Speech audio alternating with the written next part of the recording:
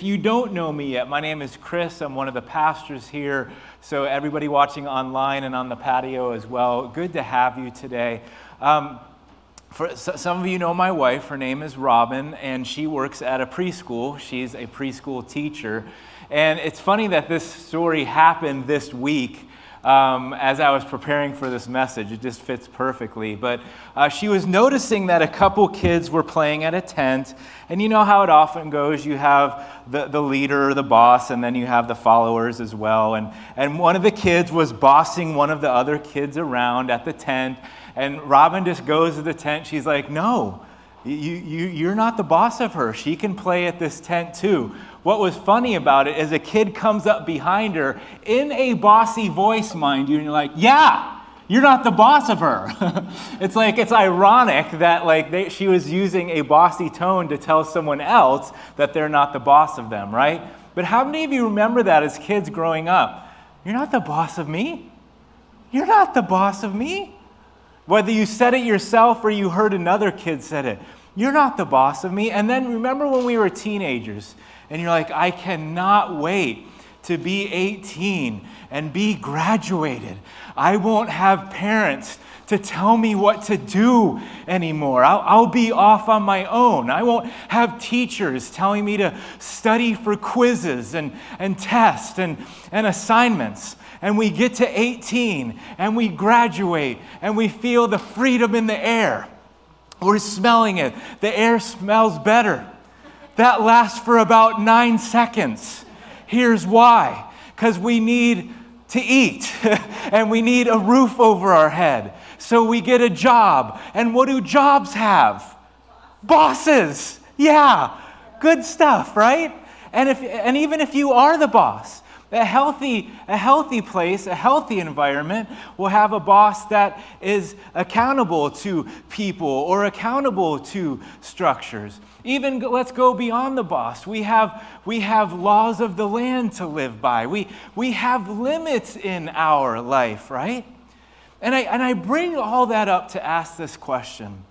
Why is it so hard to be led at times? Why is that hard? Think about that. Why is it so hard to be led at times? Why is it hard to follow laws, even if those laws are good for us? Why is it hard to know that we have limits? One reason, there's probably many reasons that we can say to answer that question, but one of the reasons it's so hard for us is because we want to, deep down inside, do what we want when we want. We want to do what we want when we want. Now, don't hear that wrong. There's nothing inherently wrong with doing what we want when we want. Ask a single parent or a new parents that they finally get a babysitter for their kids and they have a night out together, like, no diapers, no talking back, no crying. We get to actually do what we want when we want, right? Or talk to an overworked person that's been working day and night and been working overtime and working other shifts and working on the weekend, and they finally get a day or a few days or a week where they're like, man, it feels so good to do what I want when I want. And so as you can see, there's nothing inherently wrong with doing what we want when we want. But here's the key. It just gets dangerous when we think that's all there is to freedom. When that becomes our view of freedom, that's when it gets dangerous. Think about the life in Jesus. Is there freedom in Jesus? Absolutely. There is tons of freedom in Jesus. There's more than we realize. We'll continue in this life to realize how much freedom there is in Jesus. Man, there's just so much freedom available to us in Jesus. Jesus died for our freedom to give us freedom. Man, there's so much of it in Him. That said, if we believe that real freedom is to do what we want, when we want, we might even be confused when we read some of the things in the Bible. I mean, before we start the passage for today, I really want you to think about it. I want you to try to answer honestly. What is your idea of freedom? Think about it in your head. What is your idea of freedom? If in the back of our minds, if we honestly think that real freedom is to do whatever we want, whenever we want, however we want, with whomever we want, even though we might not say it out loud, but if that's subconsciously our idea of freedom is to truly have it, that's what it is. We might be waiting a really long time, right? Some of you smiling because you get it. I mean, think about it for a moment. Have you ever looked at someone before and thought, man, their life just seems more free because they have more money. And if I just had a little bit more, maybe it would buy me a little bit more freedom. Or man, that couple that their kids are out of the house now, or they don't have kids, and man, they just seem a little bit freer. So if I just had a little bit more time, maybe I'd feel freer in my spirit. Or man, those people right there, it just seems like they have a lot more opportunity than I ever have.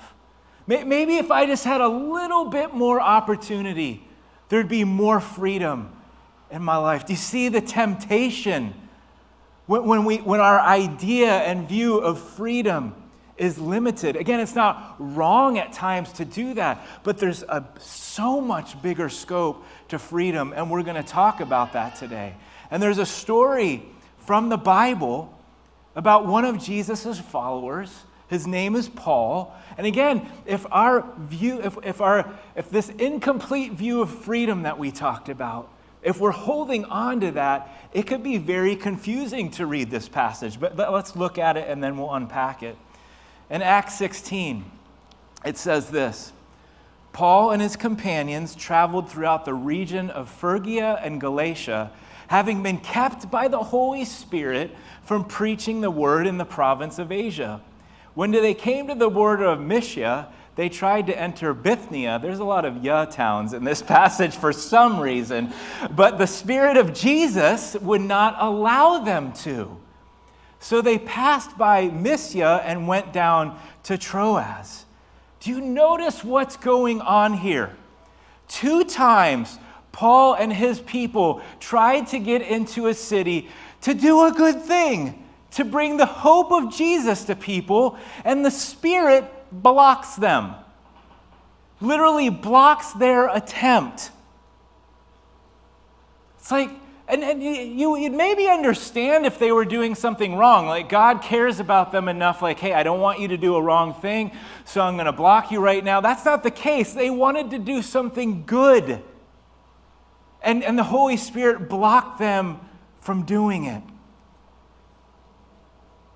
Paul could have been frustrated. I'm doing this for you, to get your word out. He could have been discouraged. So you blocked me the first time, you blocked me the second time. Am I going to waste my time again when I go to the third place? Or are we going to do this again? I'm going to travel all this way. Are you? Because we have to think about this. Travel back then was a lot different than today. It was a lot more than a rescheduled flight. Okay? It was a lot more than a canceled flight or a delayed flight. Like, I have to wait 42 more minutes for my flight now. It was obviously a lot more than that. They didn't have planes, trains, and automobiles back then, right? They had to either go by foot or by animal. And so this would have been frustrating. And think about this. They finally think they get to the place after all the walking, after all the traveling, they finally think that they get to the place where they want to go, and then they realize they're not in the place that they need to be. And they have to turn around, take a detour, and go to the next spot. this would have been a big deal. It would have been tough. Paul could have given up. He could have stopped trusting God. He could have thought, this doesn't seem too freeing, especially with trying to do this good thing of giving hope to people. Why are you blocking me? But, now we don't know what was going on inside of Paul, but in the end, he stayed flexible and surrendered to God's plan. Guys, hear me so clearly. Paul is a great example to us of while there's tremendous freedom in Jesus, there's tremendous freedom. There's more than you could even imagine, the freedom that we have in Jesus. He's a great example to us. While we have that tremendous freedom, surrendering to Jesus is a part of the Christ follower life as well. And in Jesus, maybe in other contexts, but in Jesus, freedom and surrender don't have to be in conflict. They don't have to be in conflict. Surrendering is tough, isn't it? Believe me, I know. As I was preparing for this message, I think one of the main reasons God gave it to me is because I've been experiencing it myself the past 6 months. And as I was going through this message, I was remembering 3 or 4 significant things in the past 6 months that I've had to surrender over to God. And it's been very, very hard. Some more meaningful than others, but all of them very, very important to me. So I want to share with you why there's some reasons that are surrendered, that's hard to surrender, and why it's tough, even if it's just for me. For me, surrender is not natural. It's not natural. I want it, again, I want it my way too. I want to be in control. I want something to be able to latch on to. I want to have final say. Just ask my wife. I want to have final say. In fact, one of our fights recently is just because each one was trying to have final say. And I was like, okay, we're done with this. But yeah, I want to have final say. Now, while God at times gives us what He wants, surrender teaches us that God is in control. That God's ways prevail, and that God has final say. And that's good. You know why? We just sang about it. Didn't we just say it, that God's good in the worship set? It's because He's good. How often is He good? Paul, say it for me. All the time. Everybody say it. How often is He good? All the time. Whether we're having to surrender or we're getting exactly what we desired or prayed for. And not only is He good, He has your best interest in heart and in mind, so He can trust you. It's a really, really good thing. You see, in Paul's context, he was trying to get into different places to share Jesus' hope with people, but he had to surrender to where God wanted him to go. And we don't know why, but maybe God knew that you can't go here, they're not ready yet. Close, but they're not ready yet. Go there, they're ready. And again, we don't know that, but whatever the reason, God's good. And He has our best interest in mind. He knew what was best. But another reason surrender is hard is because I already said this about myself. Usually the things we have to surrender are important to us. I could care less, things that we could care, good, I could care less, surrender away. But things that are important to us, nah, I'll hold on to them. I don't want to surrender them. We'll find out in a minute why that's not good. But so what can end up happening when something's important to us? We worry. God, I feel like you're asking me to surrender this, but what if it doesn't get better? What if I surrender it to you and it actually gets worse? What if it's like this forever? God, this is so important to me, and you're asking me to let it go, to trust you with it. What if I never get back the thing I'm surrendering? Remember, God, it's important to me. See why it's so hard? Another reason surrender is hard is because it may feel like you're giving up. Can I tell you, it may feel like that, but you're not giving up. You're just placing it into God's hands. Big, big difference. God, I trust you to do your part while I continue to do mine. Surrender is also hard because it can feel like we're losing or even weak. None of us want to lose. None of us want to feel weak and out of control. We want to feel in control. We want to feel strong. We want to feel successful. So we get why surrender is hard, but that doesn't mean it's not good. Some of the best things, not always, but some of the best things are the hardest things. And a lot of times we shortchange the best things because we don't want to go through the hard to get to the best things. So we settle for good or less. Again, surrender is hard. But what if I told you that there's actually real freedom in surrender? And that freedom and surrender don't have to be in conflict like we often think it does. Listen to this verse about Jesus. He's talking about himself here. Look at this in Matthew 11. It says this. Come to me, all, thank God, all. I don't care who you are today. I mean, I care about you, of course, but you all, we're human. All of us walked into here today with some kind of burden. Every single one of us. And if you're watching online or you're outside, same as well. All of us have walked in with some type, it might not be as heavy as normal, or maybe someone in here is carrying a heavier burden than you are, who knows? But all of us came in burdened with something. And Jesus is saying, come to me. You're weary, you're burdened, and I will give you rest. Rest sounds freeing, doesn't it? Sounds freeing. Then he says, take my yoke upon you and learn from me, for I am gentle and humble at heart, and you will find rest. It's the first time he says it.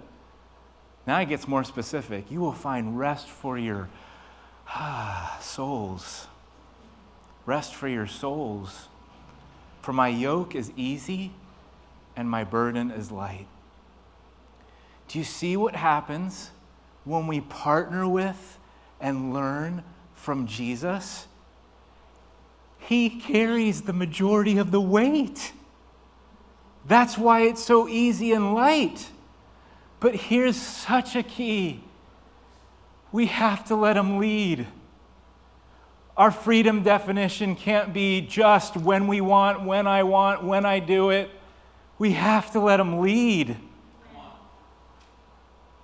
We have to surrender the weight.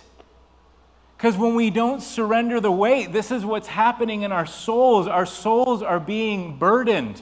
Whatever the burden is, the souls are weighing us down. You know what I notice about a burden if it doesn't get addressed? It gets bigger. Sorry, this is the biggest one I had at home. So I would have had like a humongous one in here. Because sometimes our burdens are like this. Or just like, I'll just carry another one. I love suitcase burdens. I love them. Right? They just get bigger. And bigger. And we somehow think through the view we have of freedom. You know, our view of freedom can lock us in.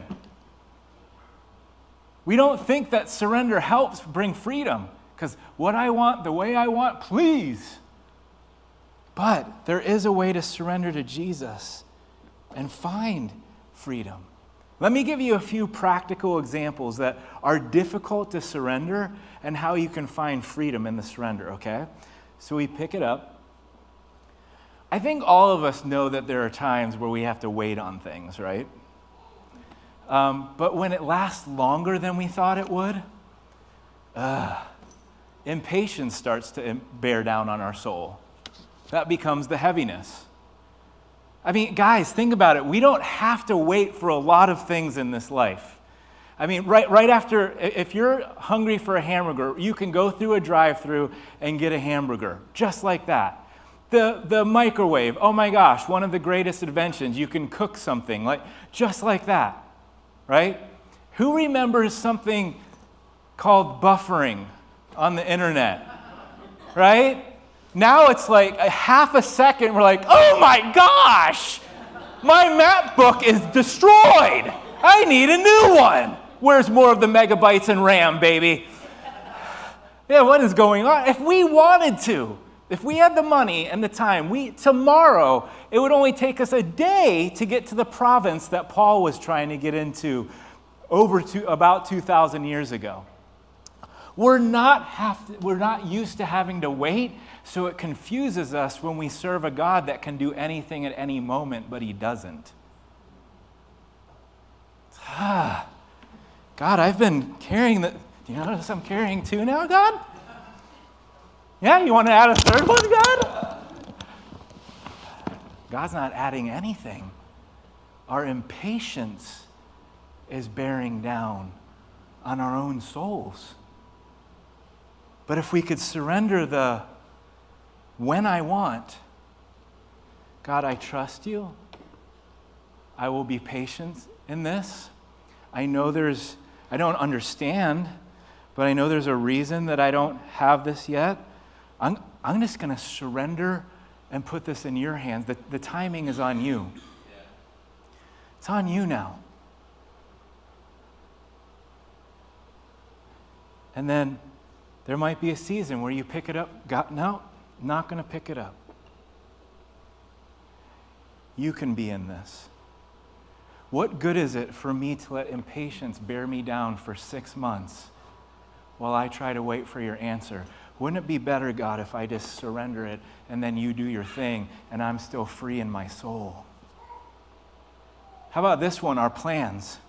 We all have, I'm sorry, I want to give it, before we go into our plans, I want to share a verse with you that will help you maybe put down the suitcase when it comes to timing, okay? In Isaiah 40, it says this.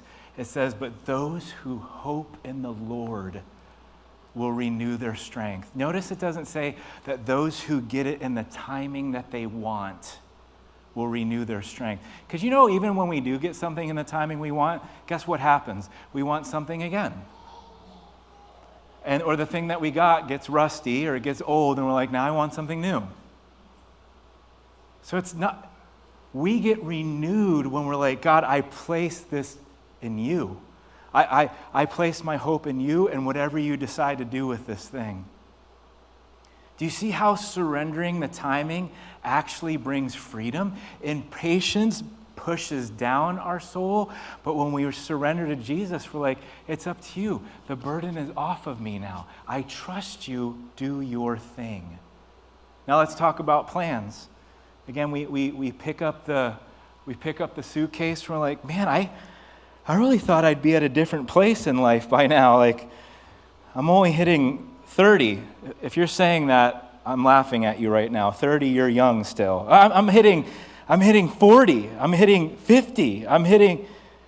We get this idea in our mind, like, I should have been promoted to this by now. My relationships should be better.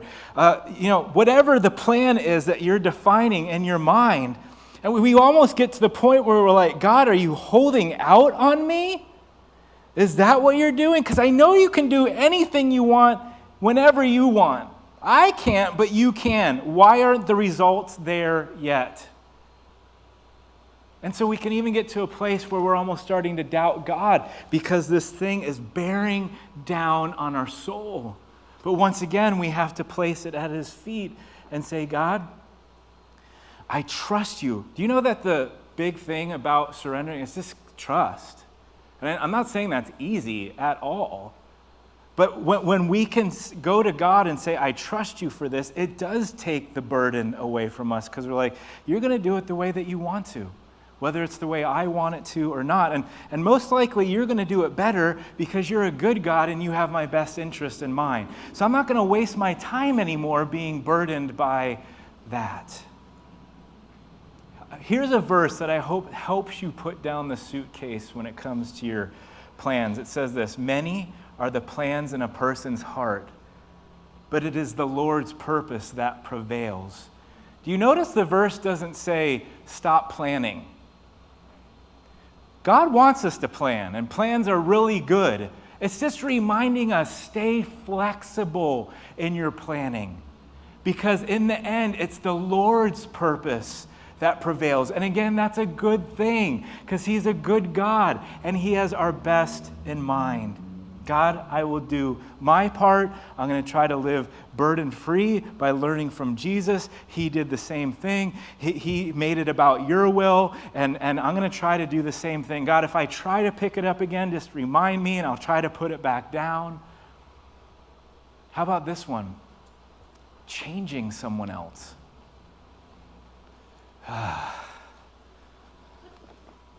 The spouse deserves two, right from the start. Man, my spouse.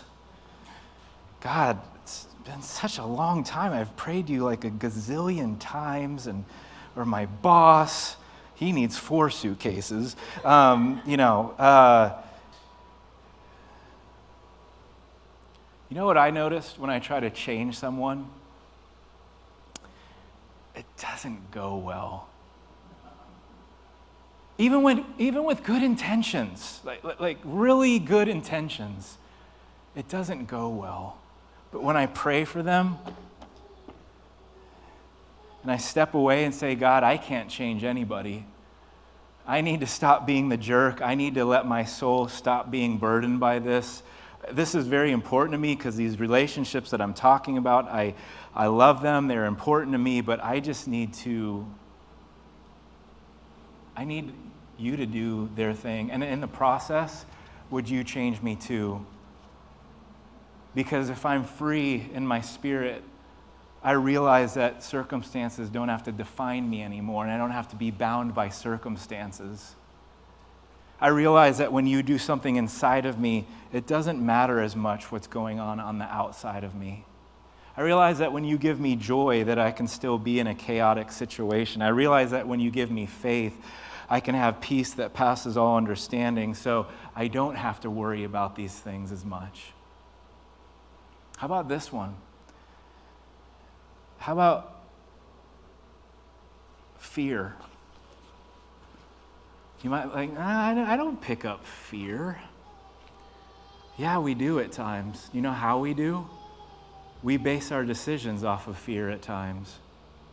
And fear is one of those things that grow as well.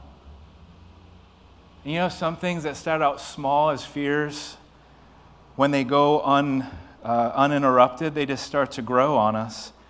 And they grow to the point where we start basing our decisions in life off of fear instead of faith, instead of boldness, instead of trust.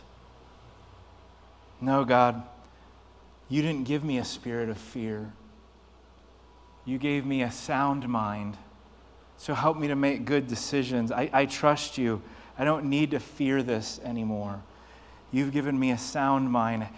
Help me to step away and be unburdened by this.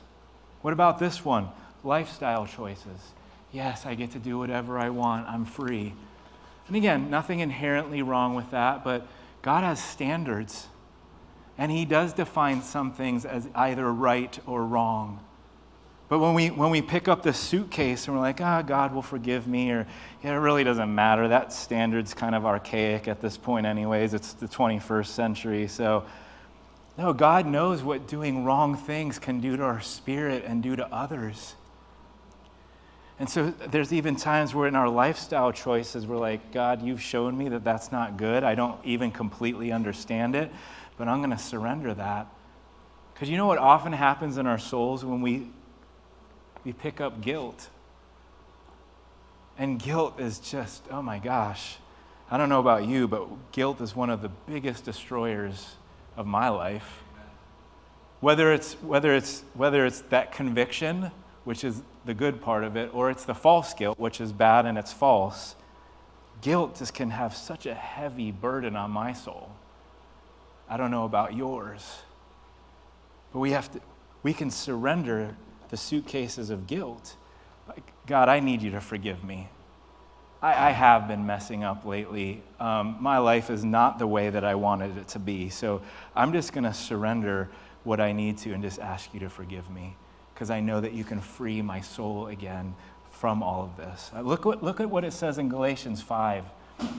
It says, you, my brothers and sisters, were called to be free. It's amazing. But look what it says next.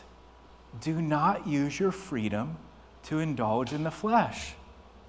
Rather, serve one another humbly in love. See, we don't use our freedom to do whatever we want if it's wrong. Again, there's lots of freedoms when things are right. God gives us a lot of room to choose. But when it's wrong, we say, God, you have some standards. I don't always understand them, but there's a reason for them. You're good. You have my best interest at heart, so I need to stay away from that. And God wants us to surrender by asking for forgiveness, because forgiveness rids our soul of the heavy weight of guilt. And not only that, do you see how God's starting to broaden the definition of freedom? Hey, it's not about doing whatever you want, especially when it's wrong. Why don't you use your freedom to serve other people? Why don't you use your freedom to love other people that are unlovable to most other people? Why don't you use your freedom to help other people that are bound so that they will be free? Because now that you're free, and now that you're not shackled, and now that you're not bearing down with guilt, and now that you're not bearing down with worry, help other people see that they can trust me too. As you can see, there's freedom in surrender. They don't have to be in conflict. So with that in mind, as we start to close, I want you to try and answer the following two questions. They'll be up on the screen. Number one, what's something I need to surrender to Jesus? Think about something important in your life. What's something I need to surrender to Jesus? And then number two, if you want to put the second one, what makes it hard for me to surrender to it? Why is it? Is it because it's too important to me? Is it because I need to surrender the timing? Is it because I need to surrender the results? Is it that I need to surrender the person? What is something that you need to surrender to Jesus? Maybe for some of you, it's your kids. Oh my gosh, they're very important. And you need to surrender your kids over to God. And like, God, I just need your wisdom. I need your strength. Or maybe it's someone else in your family, and you're just not getting along right now, and it's been like that for a while, and you're like, God, I can't do this by myself anymore. Would you change them, and would you change me? Maybe it's the promotion at work. You're just so sick of getting overlooked, and why is everybody else getting it? Or maybe there's a decision at work that you don't agree with, and it's really starting to affect your soul as you drive into work, and you have to just say, you know what, I'm going to surrender that. Yes, I don't like it, but I'm not going to let it define my whole job experience. I work there 40 hours a week at least. That's on a good week. Maybe for some it's the doctor's report or the diagnosis, and you're just like, man, I never would have thought I would have gotten this report for myself or someone in my family. God, this is so hard for me. But I leave this at your feet. Or maybe for some of you it's a dream that you've had, And you've been trying to go after it and trying to go after it and chase after it and chase after it. And instead of bringing freedom to you, it's bringing frustration and it's bringing doubts and it's bringing discouragement. And Jesus wants you to leave that dream there. Say, hey, I see your dreams. I want some of your dreams to come true too. But you have to leave them here. It has to happen in my way, in my timing. Do you trust me? See all these important things. You see, sometimes, maybe not always, but sometimes we hold on so tightly to our view of freedom that our view is the thing that locks us up. I thought this thing was about if I had more, I could do whatever I want, whenever I want. And it's not happening the way I want. It's not happening the way I want at all. God, it actually feels like you're doing the opposite thing. You ever had that happen? I have. But why even pray anymore? It's just opposite day or something, or opposite season. See, sometimes we hold on so tightly to what our view of freedom is that it isn't freeing. It's actually controlling us now. But if we would just surrender to Jesus, we can find true freedom in our soul. Okay, I'm not going to let impatience bear me down anymore. I'm not going to let this bear me down anymore. This doesn't have to define who I am. Jesus, I give this to you. You know, this whole thought process of surrendering that we've been discussing, if you remember, started with a guy named Paul and what he had to go through. And what's so cool is that later in the book of Acts, we discover that the very place that Paul was the place that he was blocked in earlier. Isn't that neat? God had a timing for that part of his dream. God had a different, he still got there. It was different than what he thought, but he still got there. My story, man, I'll tell you, one of the hardest things to surrender so far in these past 6 months, better than it's ever been. Better than it's ever been. We had another one where, and it was not a right or wrong decision, it was two good decisions, but we really were hoping that God would do this, and we surrendered it to God, and guess what he did? He gave us the other one. But you know what? Now that we look back, we realize that this one was better. Now that we look back, we realize the flaws in this one, even though it was the one we wanted. And you know what? For the other ones, I'm still surrendering. It hasn't come to fruition yet, and it's still hard at times. Why do I bring all that up? You might be just around the corner. You surrender it. And then I hope that 4 months from now, if you decide to surrender something today to Jesus and say, I'm finally going to trust you with this piece of my life, I hope that you can look back 4 months from now and say, I'm so glad I did that. It's better than ever. But I can't guarantee that. That would be wrong of me. That would be giving you false hope. I don't know what God wants to do with what he's asking you to surrender. But I do know that he loves you. And I do know that he's good. And during the surrender time, he does have a great mind towards you and wants great things for you.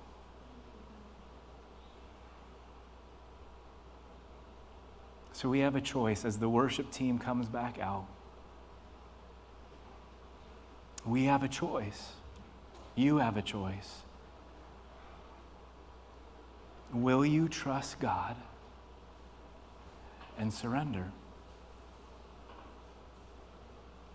With that thought in mind, let's bow our heads and close our eyes.